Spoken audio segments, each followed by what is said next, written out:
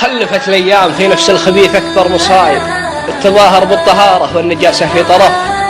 واستمدت كل علة في جسد غمر وشايب، شيء ما يكتب ولا يقرأ وبنكي ما صرف. نعنبا بعض العرب قد عاش في دنياه عايب، يطمح لطيحة رفيقه عند ناس ما عرفها، ينكر حقوق الأخوة ويتمدع على الغلايب، يوم نفس اللاش مغرورة وهو من جانسفها، فيش بقايا الواقع الكذاب قل لي ويش غايب،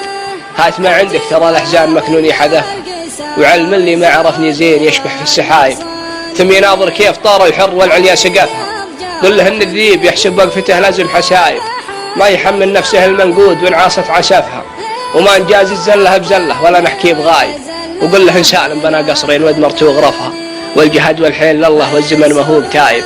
دام ما عندي لحد زله بنفسي ذا هدفها، ويش اسوي دامتها لو جاء تاتي من قرايب،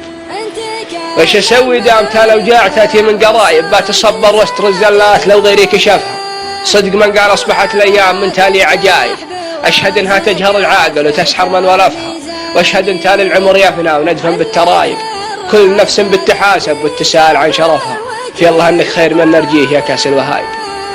في الله انك خير من نرجيه يا كاس الوهايب،